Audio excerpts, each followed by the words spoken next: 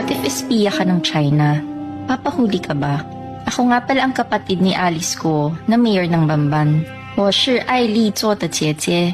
Malamang kilala niyo siya at sa tingin ko ay mas maigi kung magbibigay ako ng linaw kung sino ba talaga siya. At ito ang storya niya.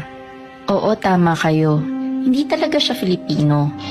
Lumaki kami sa isang maliit na kubo sa Guizhou, China. Ang Guizhou ay isa sa mga pinakamahirap na lugar sa China. Kadalasan, ang triad ang nagpapatakbo ng bayan namin. Kung di mo alam kung ano ang triad, isa itong organized syndicate sa China. Kung merong yakuza ang Japan, kami naman ay may triad. Pero madiskarte ang tatay namin. Doon siya nakakuha ng trabaho at napalago niya ang negosyo niya, lalo na sa mga pogo. Kaya yumaman din kami, kaso sa maling paraan. Kung di pa kayo naka-follow sa amin, follow ka na para updated ka sa mga bagong stories tulad nito.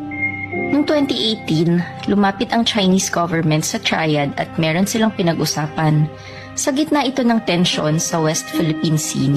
Sabi ng gobyerno, what if magtanim tayo ng sleeper cell agent o espiya sa Pilipinas? Pero hindi dapat malaman na ang Chinese government ang nagpadala nito in case mahuli. Dito na papasok ang Triad.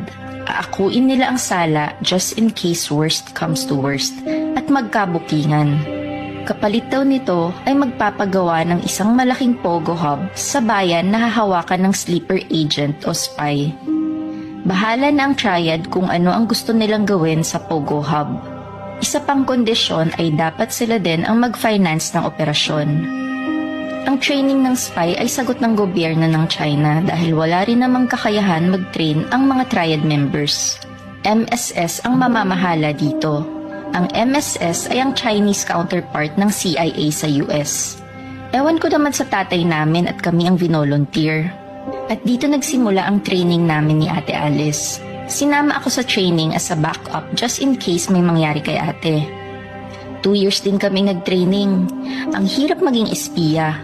Pero ang pinaka-challenge namin ay ang mag-aral ng Tagalog. Pansin niyo din sa hearing, may punto si Ate Alice at basic Tagalog words lang ang gamit. Kasi nga Mandarin talaga ang native language namin. Hindi rin okay ang backstory namin ni Ate Alice. Wala masyadong eksplanasyon sa mga nawawalang taon namin bago dumating ng Pilipinas.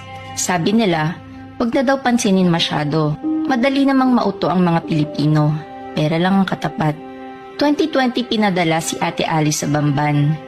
At dito na nila plinano na maging mayor si ate sa Bamban. Isang maliit lang na munisipyo para di halata ng Philippine government. Nakapag-register din siya as a voter at nakapasa din sa COMELEC checking as a mayor candidate. Akalain mo yun, pera lang talagang katapat. And the rest of the story ay alam niyo na. Nanalo si ate bilang mayor. Nakapagpagawa siya ng malaking pogo site. At pati ang mga pogo workers ay ginawan din nila ng peking passport at birth certificate. Marami ring natutunan si Ate Alice sa Philippine government, lalo na sa emergency response nila in case may aatake. Lalo na din ang mga plano sa West Philippine Sea. Yun nga lang, na-raid ang pogo site na ito at na-trace kay ate. Magaling din si Ate Alice at nalulusutan niya ang mga tanong. Ang nakakatawa dito, kung sa ibang bansa ito, bitay ang katapat ng espionage. Pero dito sa Pinas, parang circus lang. Nakakatawa.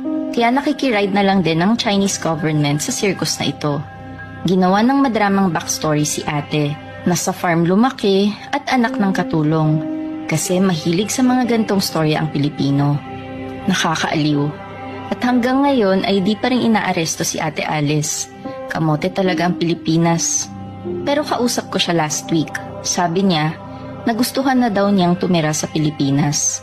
Ayaw na daw niya maging spy. Pipiliin niya daw ang Pilipinas. Sabi ko naman, papatayin siya ng Triad or ng MSS kung malaman nila ito. Di ko na rin alam kung ano nangyari, kung sinabi niya ba o hindi. Hindi ko rin alam kung isang propaganda ang sinabi niya sa akin at ito din ang next niyang sasabihin sa media.